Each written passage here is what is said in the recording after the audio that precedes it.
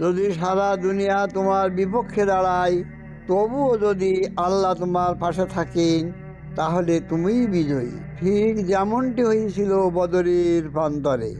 একবার কল্পনা করুন, মাত্র 313 জন সাহসী মানুষ, কারোর হাতে তলোয়ার নেই, কারোর গায়ে বর্ম নেই, অনেকে তো খালি পায়ে হেঁটে এসেছে। তাদের সামনে দাঁড়িয়ে আছে 1000 সুসজ্জিত সৈন্য, উট, ঘোড়া আর অস্ত্রে সজ্জিত এক শক্তিশালী বাহিনী। এই অসম লড়াইয়ে নামলো আকাশী সাহায্য, বদলে গেল ইতিহাস।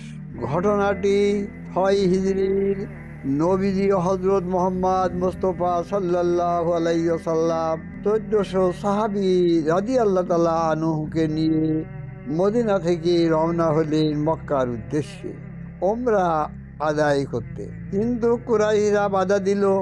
তখন উভয় পক্ষে হুদাইবিয়া নামক স্থানে একটি গাছতলায় বসে আলোচনায় মিলিত হয়। এখানেই হলো এক শান্তি চুক্তি, যা হুদাইবিয়া সন্ধি নামে পরিচিত। চুক্তিটি ছিল ইসলামের ভবিষ্যতের জন্য গুরুত্বপূর্ণ, কিন্তু অনেকের হৃদয়ে তখনও ছিল এক প্রগাঢ় কষ্ট, আল্লাহর পক্ষ থেকে চূড়ান্ত বিজয় কবে আসবে।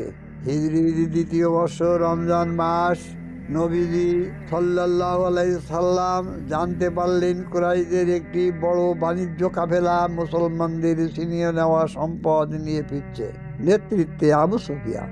তিনি 313 জন সাহাবী রাদিয়াল্লাহু তাআলা আনহুকে নিয়ে রওনা হলেন কাফেলা রুখতে। অন্যদিকে কুরাইশরা যুদ্ধের জন্য পাঠালো এক বিশাল বাহিনী, উট, ঘোড়া, অস্ত্রে সুসজ্জিত 1000 সৈন্য। দুই বাহিনীর মুখোমুখি হল বদর নামের মরুপ্রান্তরে। মুসলমানদের ছিল মাত্র 2টি ঘোড়া, 70টি উট। একটি উটে 3 জন করে পালা করে চড়েছেন। নবীজি সাল্লাল্লাহু আলাইহি সাল্লাম নিজেও হেঁটেছেন সাহাবীদের মতো। অভাব ছিল, কিন্তু সাহসের কমতি ছিল না। যুদ্ধের আগের রাত নবীজি সাল্লাল্লাহু আলাইহি সাল্লাম একাকী দাঁড়িয়ে রাত ভোর দোয়া করলেন, চোখ ভেজালেন অশ্রুতে।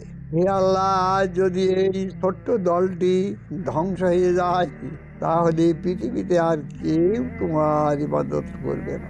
আল্লাহ তখন ঘোষণা দিলেন, আমি তোমাদের সাহায্য করব 1000 ফেরেশতা পাঠিয়ে। সূরা আল আনফাল আয়াত নম্বর 9। সেই ফেরেশতারা সত্যই নেমে এলো, সাদা পোশাকে, উজ্জ্বল মুখে, আকাশের মতো দীপ্ত ঘোড়ায় তারা যুদ্ধে অংশ নিল। সাহাবীরা বলতেন, আমরা এমন সৈন্য দেখেছি যারা মানুষ নয়, আল্লাহর পক্ষ থেকে আগত। যুদ্ধ স্থায়ী ছিল মাত্র কয়েক ঘন্টা। কুরাইশদের 70 জন নিহত, 70 জন বন্দী। মুসলমানদের শহীদ হন 14 জন।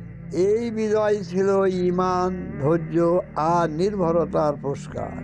এই দিনটির নামই হয়ে গেল ইয়াউমুল ফুরকান, অর্থাৎ সত্য ও মিথ্যার ফয়সালার দিন।